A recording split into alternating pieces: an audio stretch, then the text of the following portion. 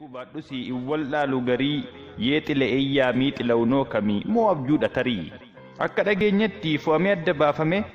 abaluut ajjeeseen sabaaf gabaafame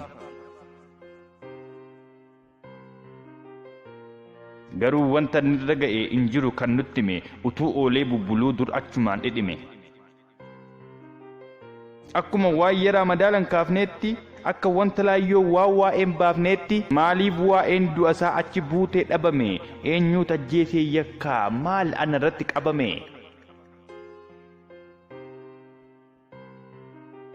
reeffa isaa olii gadhooftaniinuu danuutu yakkame nama sajjeese yoo barbaannaan dhibe moo barbaaduutu dhorkame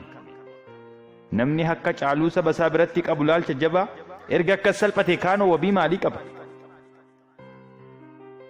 gowwomsaa xobbeetiin golguuf yoo yaalan qabu moonyeen hin qoraafamu fudhatama hin qabu garaan nu gubate